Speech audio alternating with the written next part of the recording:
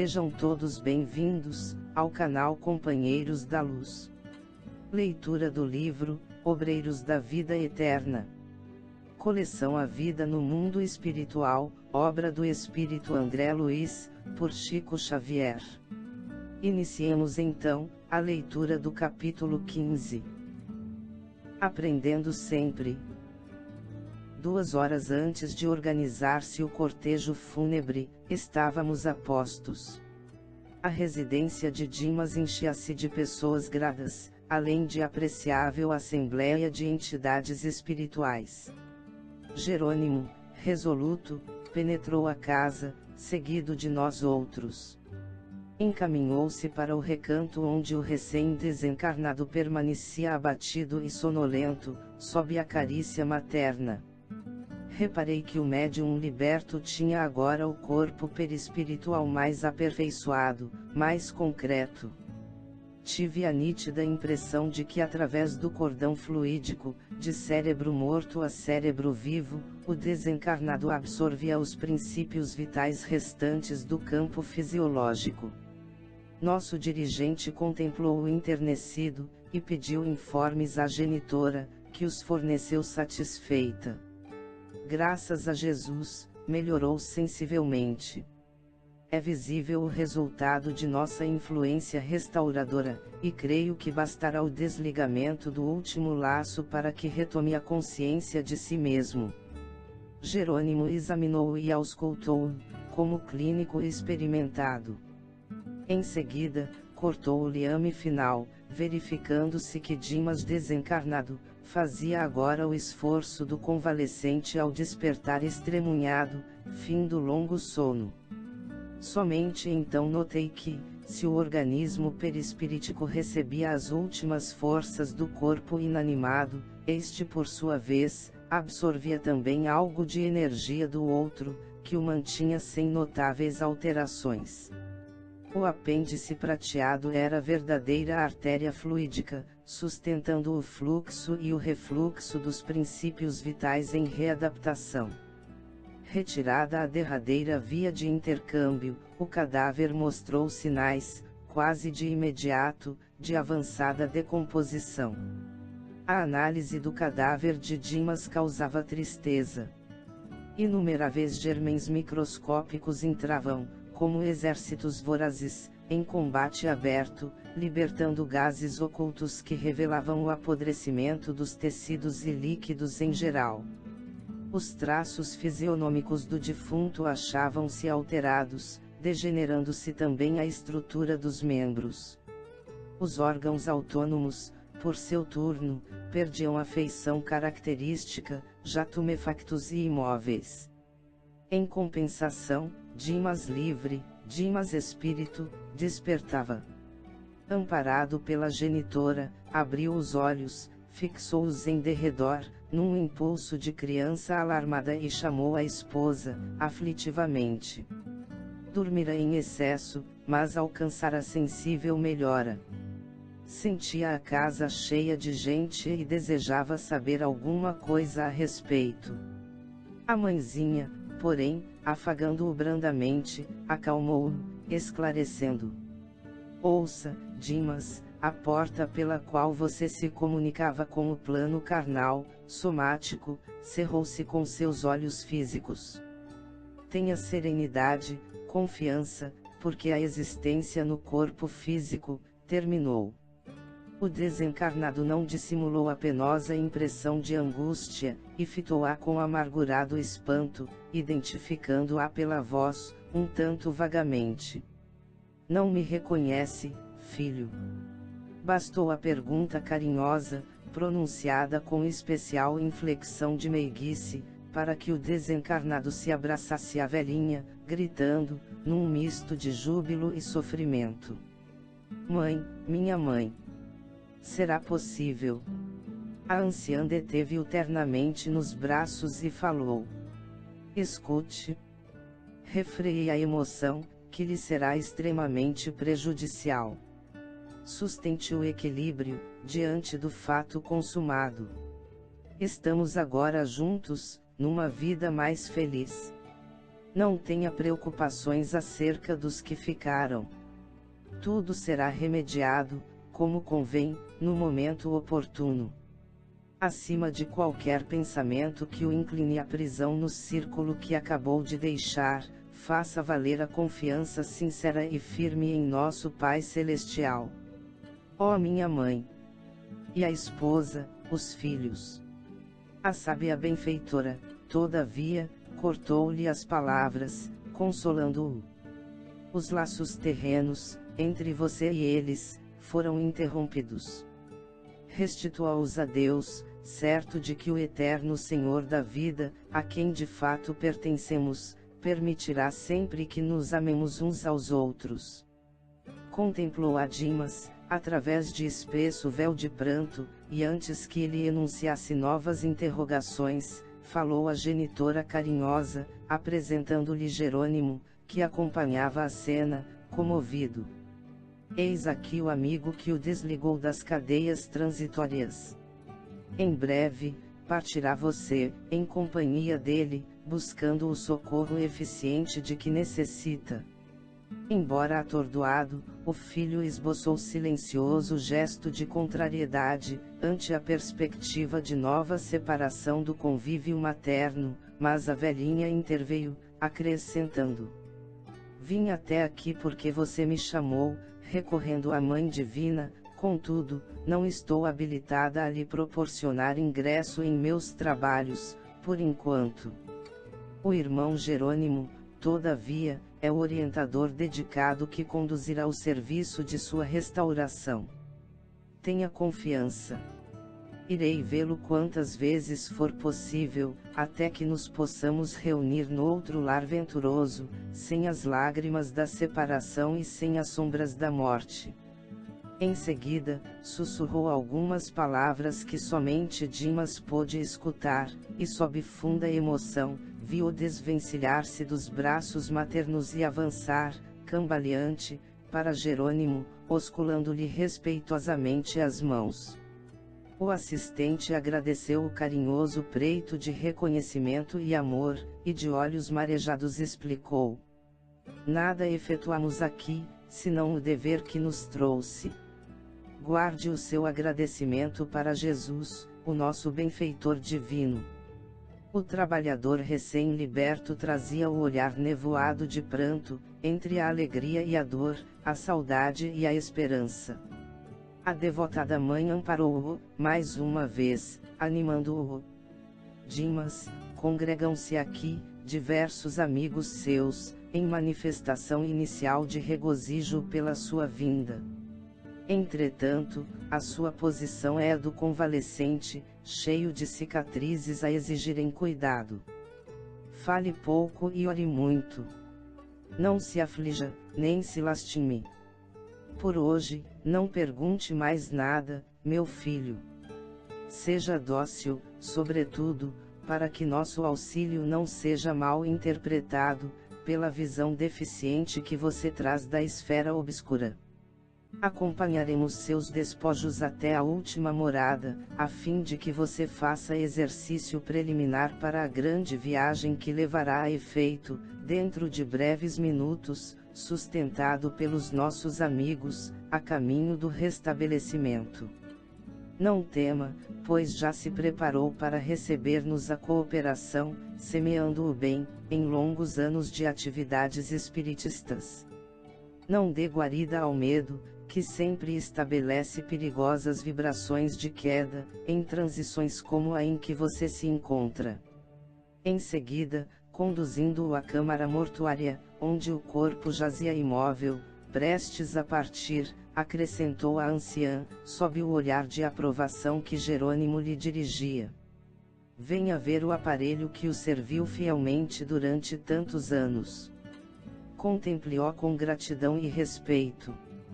Foi seu melhor amigo, companheiro de longa batalha redentora. E como a viúva e os filhos chorassem lamentosamente, advertiu. Deploro os sentimentos negativos a que se recolhem os seus entes amados, despercebidos das realidades do espírito. Não se detenha, Dimas, nas lágrimas que derramam, absorvidos em devastadora incompreensão. Este pranto e estas exclamações angustiosas não traduzem a verdade dos fatos. Você sabe agora, mais que nunca, que a imortalidade é sublime. Nunca houve adeus para sempre, na sinfonia imorredoura da vida. Abstenha-se, pois, de responder por enquanto, às arguições que sua mulher e seus filhos dirigem ao cadáver. Quando você estiver refeito, voltará a auxiliá-los, consagrando-lhes, ainda e sempre, inestimável amor. Dimas procurou conter-se, ante a perturbação geral do ambiente doméstico, e vacilante, debruçou-se sobre o ataúde, vertendo grossas lágrimas. Via-se-lhe o inaudito esforço para manter serenidade naquela hora. Frente a ele, a esposa proferia frases de intensa amargura. Todavia, em obediência às recomendações maternas, ele guardava discreta atitude de tristeza e enternecimento. Notei que Dimas sentia dificuldade para concatenar raciocínios, porque tentou em vão articular uma prece, em voz alta. Percebendo-lhe o intenso desejo, aproximou-se Jerônimo de sensível irmão encarnado, então presente, tocou-lhe a testa com a mão direita luminosa e o companheiro, declarando sentir-se inspirado, levantou-se e pediu permissão para pronunciar breve súplica, no que foi atendido e acompanhado por todos. Sob a influência do orientador espiritual, o companheiro orou sentidamente. Verifiquei que Dimas experimentava imensa consolação, graças ao gesto amigo de Jerônimo. Logo após, ante as exclamações dolorosas dos familiares, o ataúde foi cerrado e iniciou-se o préstito silencioso. Seguíamos, ao fim do cortejo, em número superior a 20 entidades desencarnadas, inclusive o irmão recém-liberto. Abraçado à genitora, Dimas, em passos incertos e vagarosos, ouvia-lhe discretas exortações e sábios conselhos. Entre os muitos afeiçoados do círculo carnal, reinava profundo constrangimento, mas, entre nós, imperava tranquilidade efetiva e espontânea. Prosseguíamos com as melhores notas de calma, quando nos acercamos do Campo Santo. Estranha surpresa empolgou-me de súbito. Nenhum dos meus companheiros, exceção de Dimas, que fazia visível esforço para sossegar a si mesmo, exteriorizou qualquer emoção, diante do quadro que víamos. Mas não pude sofrear o espanto que me tomou o coração. As grades da necrópole estavam cheias de gente da esfera invisível, em gritaria ensurdecedora. Verdadeira concentração de vagabundos sem corpo físico apinhava-se à porta. Endereçavam ditérios e piadas à longa fila de amigos do morto. No entanto, ao perceberem a nossa presença, mostraram carantonhas de tédio, e um deles, mais decidido, depois de fitar-nos com desapontamento, bradou aos demais: "Não adianta. É protegido." Voltei-me, preocupado, e indaguei do padre Hipólito que significava tudo aquilo. O ex-sacerdote não se fez de rogado. Nossa função, acompanhando os despojos, esclareceu ele, afavelmente, não se verifica apenas no sentido de exercitar o desencarnado para os movimentos iniciais da libertação. Destina-se também à sua defesa. Nos cemitérios costuma congregar-se compacta fileira de malfeitores, atacando vísceras cadavéricas, para subtrair-lhes resíduos vitais. Ante a minha estranheza, Hipólito considerou: "Não é para admirar. O Evangelho, descrevendo o encontro de Jesus com endemoninhados, refere-se a espíritos perturbados que habitam entre os sepulcros." Reconhecendo-me a inexperiência no trato com a matéria religiosa, Hipólito continuou: Como você não ignora, as igrejas dogmáticas da crosta terrena possuem erradas noções acerca do diabo, mas, inegavelmente, os diabos existem. Somos nós mesmos, quando, desviados dos divinos desígnios, pervertemos o coração e a inteligência, na satisfação de criminosos caprichos. Oh! Mas que paisagem repugnante! Exclamei, surpreendido, interrompendo a instrutiva explanação. É verdade, concordou o interlocutor, é quadro deveras ascoroso, todavia, é reflexo do mundo, onde, também nós, nem sempre fomos leais filhos de Deus. A observação me satisfez integralmente. Entramos. Logo após, ante meus olhos atônitos, Jerônimo inclinou-se piedosamente sobre o cadáver, no ataúde momentaneamente aberto antes da inumação, e, através de passes magnéticos longitudinais, extraiu todos os resíduos de vitalidade, dispersando-os, em seguida, na atmosfera comum, através de processo indescritível na linguagem humana por inexistência de comparação analógica, para que inescrupulosas entidades inferiores não se apropriassem deles.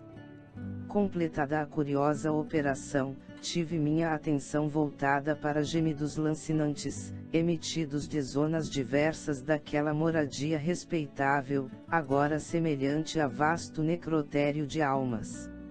Jerônimo entrara em conversação com vários colegas, enquanto a maioria dos companheiros encarnados, em obediência à tradição, atiravam a clássica pazinha de cal ou poeira, sobre o envoltório entregue à profunda cova. Impressionado com os soluços que ouvia em sepulcro próximo, fui irresistivelmente levado a fazer uma observação direta. Sentada sobre a terra fofa, infeliz mulher desencarnada, aparentando 36 anos, aproximadamente, mergulhava a cabeça nas mãos, lastimando-se em tom comovedor. Compadecido, toquei-lhe a espádua e interroguei. Que sente, minha irmã? Que sinto? Gritou ela, fixando em mim grandes olhos de louca, não sabe? Oh! O Senhor chama-me irmã, quem sabe me auxiliará para que minha consciência torne a si mesma. Se é possível, ajude-me, por piedade. Não sei diferenciar o real do ilusório. Conduziram-me à casa de saúde e entrei neste pesadelo que o Senhor está vendo. Tentava erguer-se, em vão, e implorava, estendendo-me as mãos. Cavalheiro, preciso regressar. Conduza-me, por favor, à minha residência. Preciso retornar ao meu esposo e ao meu filhinho. Se este pesadelo se prolongar, sou capaz de morrer. Acorde-me, acorde-me. Pobre criatura! Exclamei, distraído de toda a curiosidade, em face da compaixão que o triste quadro provocava, ignora que seu corpo voltou ao leito de cinzas. Não poderá ser útil ao esposo e ao filhinho, em semelhantes condições de desespero. Olhou-me, angustiada, como a desfazer-se em ataque de revolta inútil. Mas, antes que explodisse em rugidos de dor, acrescentei. Já orou, minha amiga? Já se lembrou da providência divina? Quero um médico, depressa. Só ouço padres. Bradou irritadiça, não posso morrer, despertem-me, despertem-me. Jesus é nosso médico infalível, tornei, e indico-lhe a oração como remédio providencial para que ele a assista e cure. A infeliz, entretanto, parecia distanciada de qualquer noção de espiritualidade. Tentando agarrar-me com as mãos cheias de manchas estranhas, embora não me alcançasse, gritou estentoricamente. Chamem meu marido. Não suporto mais. Estou apodrecendo. Oh! Quem me despertará? Da fúria aflita, passou ao choro humilde, ferindo-me a sensibilidade. Compreendi, então, que a desventurada sentia todos os fenômenos da decomposição cadavérica, e examinando-a detidamente, reparei que o fio singular, sem a luz prateada que o caracterizava em Dimas, pendia-lhe da cabeça, penetrando o chão adentro.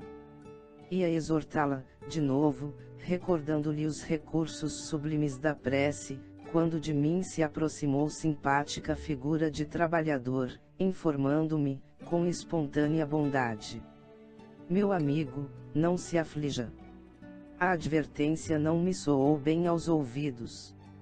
Como não preocupar-me, diante de infortunada mulher que se declarava esposa e mãe? Como não tentar arrancá-la à perigosa ilusão? Não seria justo consolá-la, esclarecê-la?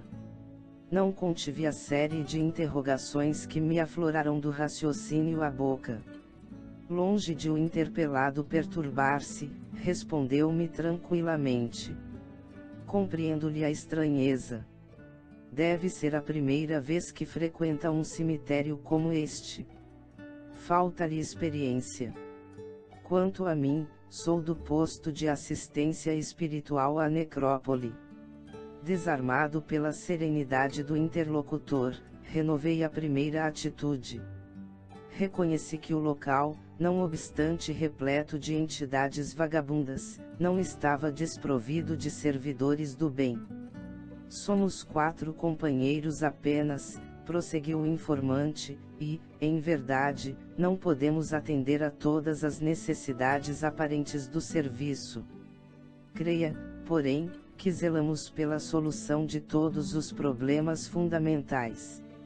Apesar de nosso cuidado, não podemos, todavia, esquecer o imperativo de sofrimento benéfico para todos aqueles que vêm dar até aqui, após deliberado desprezo pelos sublimes patrimônios da vida humana. Atingi o sentido oculto das explicações. O cooperador queria dizer naturalmente, que a presença ali, de malfeitores e ociosos desencarnados, se justificava em face do grande número de ociosos e malfeitores que se afastam diariamente da crosta da terra. Era o similia similibus em ação, cumprindo-se os ditames da lei do progresso.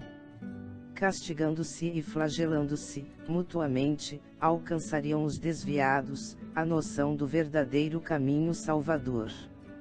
Fitei a infeliz e expus meu propósito de auxiliá-la. É inútil, esclareceu o prestimoso guarda, equilibrado nos conhecimentos de justiça e seguro na prática, pelo convívio diário com a dor, nossa desventurada irmã permanece sob alta desordem emocional. Completamente louca. Viveu 30 e poucos anos na carne, absolutamente distraída dos problemas espirituais que nos dizem respeito. Gozou, a saciedade, na taça da vida física. Após feliz casamento, realizado sem qualquer preparo de ordem moral, contraiu gravidez, situação esta que lhe mereceu menosprezo integral. Comparava o fenômeno orgânico em que se encontrava a ocorrências comuns, e, acentuando extravagâncias, por demonstrar falsa superioridade, precipitou-se em condições fatais. Chamada ao testemunho edificante da abelha operosa, na colmeia do lar, preferiu a posição da borboleta volúvel, sequiosa de novidades efêmeras. O resultado foi funesto. Findo o parto difícil, sobrevieram infecções e febre maligna, aniquilando-lhe o organismo. Soubemos que, nos últimos instantes, os vagidos do filhinho tenro despertaram-lhe os instintos de mãe e a infortunada combateu ferozmente com a morte, mas foi tarde. Jungida aos despojos por conveniência dela própria, tem primado aqui pela inconformação. Vários amigos visitadores, em custosa tarefa de benefício aos recém-desencarnados, têm vindo à necrópole, tentando libertá-la. A pobrezinha, porém, após atravessar existências de sólido materialismo, não sabe assumir a menor atitude favorável ao estado receptivo do auxílio superior. Exige que o cadáver se reavive e supõe-se em atroz pesadelo, quando nada mais faz senão agravar a desesperação. Os benfeitores, desse modo, inclinam-se à espera da manifestação de melhoras íntimas, porque seria perigoso forçar a libertação, pela probabilidade de entregar-se a infeliz aos malfeitores desencarnados. Indiquei, porém, o laço fluídico que a ligava ao envoltório sepulto e observei. Vê-se, entretanto, que a miséria experimenta a desintegração do corpo grosseiro em terríveis tormentos, conservando a impressão de ligamento com a matéria putrefata. Não teremos recursos para aliviá-la. Tomei atitude espontânea de quem desejava tentar a medida libertadora e perguntei: quem sabe chegou o momento? Não será razoável cortar o grilhão? Que diz? Contra-argumentou surpreso o interlocutor: não pode ser. Temos ordens. Por que tamanha exigência? Insisti. Se desatássemos a algema benéfica, ela regressaria intempestiva à residência abandonada, como possessa de revolta, a destruir o que encontrasse. Não tem direito, como mãe infiel ao dever, de flagelar com a sua paixão desvairada o corpinho tenro do filho pequenino, e como esposa desatenta às obrigações, não pode perturbar o serviço de recomposição psíquica do companheiro honesto, que lhe ofereceu no mundo o que possuía de melhor. É da lei natural que o lavrador colha de conformidade com a semeadura. Quando acalmar as paixões vulcânicas que lhe consomem a alma, quando humilhar o coração voluntarioso, de modo a respeitar a paz dos entes amados que deixou no mundo, então será libertada e dormirá sono reparador, em estância de paz que nunca falta ao necessitado reconhecido as bênçãos de Deus. A lição era dura, mas lógica. A infortunada criatura, alheia à nossa conversação, prosseguia gritando, qual demente hospitalizada em prisão dolorosa. Tentei ampliar as minhas observações, mas o servidor chamou-me a outras zonas, de onde partiam gemidos estridentes. São vários infelizes, na vigília da loucura, disse calmo. E designando um velhote desencarnado, de cócoras sobre a própria campa, acrescentou: venha e escute-o. Acompanhando meu novo amigo, reparei que o sofredor mantinha-se igualmente em ligação com o fundo. Ai, meu Deus! Dizia, quem me guardará o dinheiro? Quem me guardará o dinheiro? Observando-nos a aproximação, rogava súplice. Quem são? Querem roubar-me. Socorram-me, socorram-me. Em vão enderecei-lhe palavras de encorajamento e consolação. Não ouve, informou o sentinela obsequioso, a mente dele está cheia das imagens de moedas, letras, cédulas e cifrões. Vai demorar-se bastante na presente situação, e como vê, não podemos em sã consciência facilitar-lhe a retirada, porque iria castigar os herdeiros e exorzi-los diariamente. Porque não pudesse dissimular o espanto que me tomara o coração, o servidor otimista acentuou. Não há motivo para tamanho assombro. Estamos diante de infelizes, aos quais não falecem proteção e esperança, porquanto outros existem tão acentuadamente furiosos e perversos que, do fundo escuro do sepulcro, se precipitam nos tenebrosos despenhadeiros das esferas subcrostais, tal o estado deplorável de suas consciências, atraídas para as trevas pesadas. Sem fugir ao padrão de tranquilidade do colaborador cônscio do serviço a realizar, acrescentou.